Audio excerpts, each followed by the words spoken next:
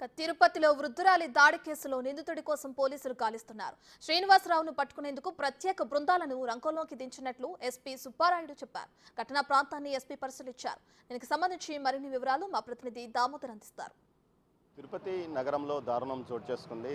నగరానికి అత్యంత పోస్ట్ లొకాలిటీగా భావించే తిరుపతిలోని రాయల్ నగర్లో నిన్న సాయంత్రం 6:30 గంటల మధ్య కాలంలో ఓ ముసుగు వేసుకున్న యువకుడు ఈ ఇంట్లోకి ప్రవేశించి రెండో అంతస్తులో ఉన్న జయలక్ష్మి అనే 70 సంవత్సరాల వృద్ధురాలపైన దాడి చేశాడు. ఆమె గొంతు కోయడంతో ఆమెకు అక్కడే మరణించింది. తర్వాత మొదటి ఫ్లోర్లో ఉన్న నియతి అనే అమ్మాయి మీద 13 సంవత్సరాల బాలిక మీద కత్తితో గొంతు మీద దాడి చేశాడు. ఈ దాడిలో అమ్మాయి తీవ్రంగా గాయపడింది. ప్రస్తుతం ఆ అమ్మాయి తిరుపతిలోని ఒక ప్రైవేట్ ఆసుపత్రిలో శస్త్రచికిత్స చేసిన తర్వాత కోలుకుంటున్న పరిస్థితి. మరోవైపు ఏదైతే పైనుంచి మొదటి అంతస్తులో నియతి మీద దాడి చేసిన తర్వాత నేరుగా కిందికి వచ్చాడు. కిందికి వచ్చిన తర్వాత ఏదైతే గేటుకు తాళం వేసి ఉంది, ఏదైతే ఆ కుటుంబానికి సంబంధించి ఏదైతే ప్రేరణ అనే పెద్దమ్మాయి, అదేవిధంగా వాళ్ళ అమ్మ రక్ష ఇద్దరు బయట డ్రైవింగ్ స్కూల్స్కి వెళ్ళి తిరిగి వస్తున్న నేపథ్యంలో వారి వద్దనే గేటు తాళాలు లాక్కొని ఆ గేటును తీసిన తర్వాత వారి ద్విచక్ర వాహనాన్ని తీసుకొని పరారైన పరిస్థితి.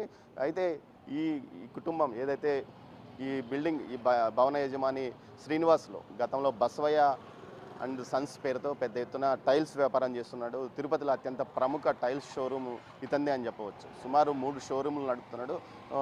ఈ వాణిజ్య పరంగా కూడా వివాదాలు లేని వ్యక్తి. అయితే అతని కుటుంబం మీద ఎందుకు దాడి జరిగిందన్నది ఇప్పుడు చర్చనీయాంశంగా మారింది. ముఖ్యంగా జయలక్ష్మిని గొంతు కోసి చంపడం, ఆ తర్వాత నియతి మీద 12 సంవత్సరాల మీద బాలిక మీద దాడి చేసిన సంఘటన జరిగింది. మొత్తం మీద ఈ ఘటన గురించి స్థానికులు ఏమనుకుంటున్నారో తెలుసుకుందాం. ప్రస్తుతం ఈ దుకాణ యజమాని కూడా ఆ సమయంలో తెరిచి ఉంచాడు.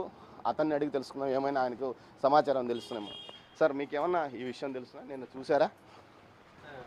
చూసాం, కానీ అతను మాస్క్ వేసుకున్నాడు, హ్యాట్ వేసుకున్నాడు. అతను కింద బండి స్టార్ట్ చేసుకుని చూశాను సార్. ఎంత వయసు? యువకుడనా లేకపోతే యువకుడే, ఏజ్ పర్సన్ కాదు, యువకుడే. మొత్తం మాస్క్ వేసుకున్నాడు, హ్యాట్ వేసుకున్నాడు. మనిషి గుర్తుపట్టలేదు సార్. అంటే ఇంతకుముందు ఎప్పుడన్నా ఇటు గొడవలు జరిగాయి ఈ ప్రాంతం? లేదు సార్, ఇలాంటివి మొత్తం మీద మీ దగ్గరే ఉన్న సీసీ ఫుటేజ్? మా దగ్గర లేదు సార్, సీసీ ఫుటేజ్. ఎన్ని గంటల సమయం? 6-6:30లో.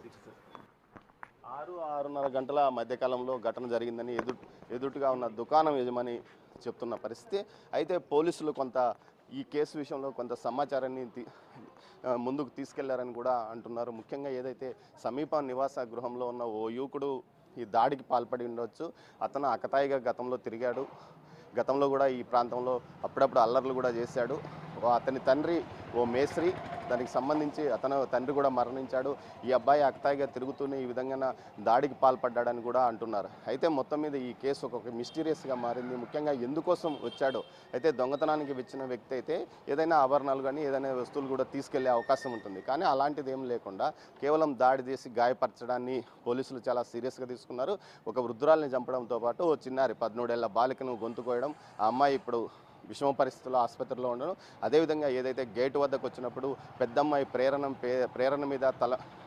తల మీద కొట్టాడు, ఆ అమ్మాయి కూడా గాయపడింది. మొత్తం మీద ఈ ఘటన అయితే సంచలనం కలిగించిందని చెప్పవచ్చు. ఏదైతే తిరుపతిలోని రాయల్ నగర్ అత్యంత ప్రముఖులు ఉంటారు, అత్యంత ధనవంతులు కూడా ఈ ప్రాంతంలో నివాసం ఉన్న ఈ ఏరియాలో ఈ విధమైన ఘటన జరగడంతో ఒక్కసారిగా పోలీసులు కూడా అలర్ట్ అయ్యారు. దీనికి సంబంధించి ప్రత్యేక టీములు ఏర్పాటు చేసి నిందితుల కోసం గాలిస్తున్నట్లు సమాచారం. మొత్తం మీద ఎస్పీతో పాటు ఇతర ఉన్నతాధికారులు అప్పటికే సంఘటనా స్థలానికి చేరుకున్నారు, వివరాలన్నీ సేకరించారు. క్లూస్ టీమ్స్ కూడా వచ్చి మొత్తం వివరాలు తీసుకున్న పరిస్థితి. అయితే ఎందుకు దాడి జరిగింది? అయితే కొంత సమాచారం ఏమంటే పోలీసుల అదుపులో అబ్బాయి ఉన్నాడంటూ కూడా అంటున్నారు. అయితే అతను ఎందుకు చేశాడు, ఎందుకోసం ఈ ఘటన జరిగిందన్న విషయాన్ని ఏదైతే పోలీసులు పూర్తిగా సమగ్ర విచారం తర్వాతనే బయటపడే అవకాశం ఉంది. మొత్తం మీద అయితే ఈ ఘటన మాత్రం తిరుపతి నగరంలో సంచలనం రేకెచ్చింది. ఇలాంటి ప్రాంతం ఏదైతే రాయల్ నగరం చాలా ప్రశాంతంగా ఉంటుంది, ఈ ప్రాంతంలో ఇలాంటి ఘటన జరగడం మాత్రం స్థానికులను కొంత భయాందోళనకు గురి చేస్తున్న పరిస్థితి. Over to studio.